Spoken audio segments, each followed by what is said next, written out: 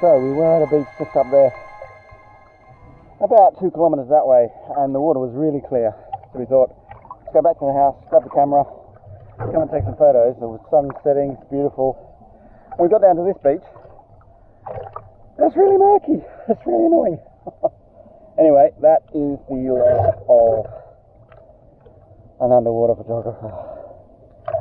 You're at the mercy of the murkiness or otherwise of the water. And that light's still quite nice, coming from the side, but the murkiness, you can't get around that. I mean, actually the light plays with the particulate that's in the water, sort of sandy, misty, whatever that stuff is, that particulate. It does play with the light, so, or the light plays with it, so it's quite nice. Get some good shots, but I was trying to get some shots of my friend Ludo, and I couldn't even see him. He was coming, and then suddenly he was right in my face. So I wanted to get a sort of whole body shot, and all I was getting was his noggin as it came right up to the camera. But anyway, maybe there's some shots there. Who knows? You never know until you get back, and then you review, and then you find out. It's possible that you're not hearing any of this because the microphone is covered in water.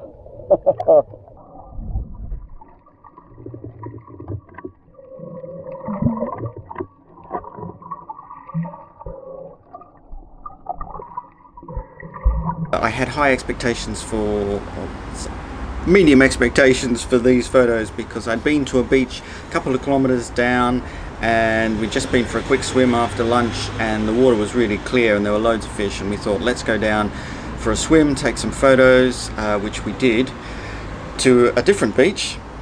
I had to go back to the house, get the camera, get the underwater housing, all the rest of it. And then when we got to the beach, it was a little bit disappointing because there were no fish at this particular beach, and it was a little bit murky. So that's a little bit about the variability of taking photos underwater, is that it's not always great conditions. Even if 2 kilometres down the road, it does look really good. Anyway, here's some photos, take a look.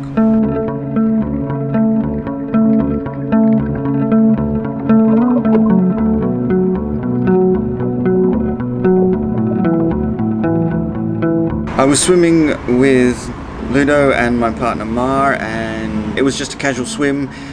We didn't have any high expectations. Ludo had been on a flight, he'd got up at 3 a.m, so he was really tired. So it wasn't a long swim, but I think I got some good photos. What I did on this particular swim, and you might have seen this in other videos that I've done as well, is get the subject between myself and the sun. So the sun was just about to set. It was about half an hour off setting, and so it was quite low on the horizon, and getting my subject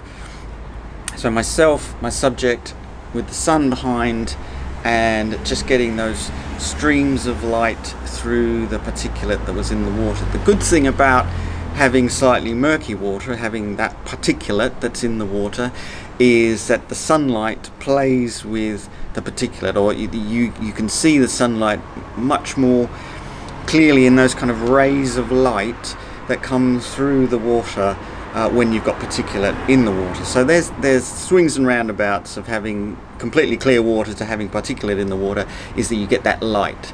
So that's what I played with. That's why I got my subject behind, between myself and the sun, and took those photos. It's really important, or it's really key, is when you get those, when you review the photos directly out of the camera, they look very flat, and they look a little bit rubbish, to be honest. So it's critical that they be edited in Lightroom or Photoshop or whatever your editing program is to fix the white balance first, and then do all of the adjustments to the exposure and so on. I did make a little bit of a mistake when I was shooting this, because I had it on a minimum shutter speed of 1/500th of a second, and to be honest, that was a little bit too too fast. I should have set it a little bit lower because there wasn't so much light. I had had it on at 1/500th from the day before when I'd been shooting in bright midday sun, and I'd forgotten to reset my underwater camera. So the ISO was a little bit higher than I would have liked, but not crazy, not ridiculous. I think it was around 800 to 1000 ISO. I prefer to stick down a little bit lower. I mean 100 is ideal, but somewhere around 500, 400 I think gets a better image. How you want me to do? To come back to you or just go Yeah, down? well, you know when you were diving down, Yeah, and dive down and come back to you. yeah, and swim this way, but like with the sun behind you there, and me here, we're looking directly So I into need the sun, to go there basically. to go toward you. Yeah, basically. Okay. But whenever I dive down, it's because I'm really buoyant, I just float straight back up to the surface, so I need to time it a little bit. Ah, better. This is hitting my head. Yeah, blah blah.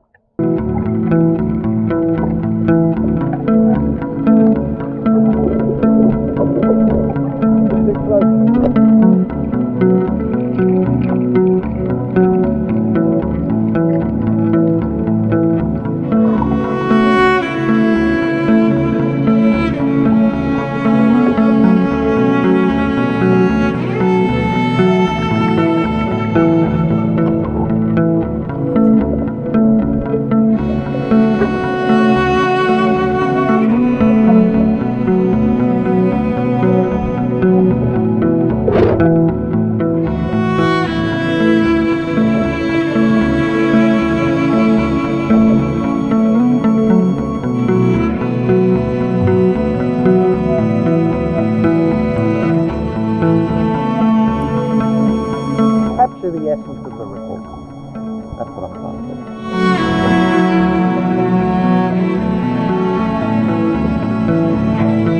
The message for these photos is that even if the water is murky, is to get out there, take some photos, particularly if the light is good, and if you get your subject between yourself and the light, then hopefully you'll get some of that light playing in the particulate, and that once you've edited and added some contrast, fixed the white balance, all that good stuff, you'll get some nice shots.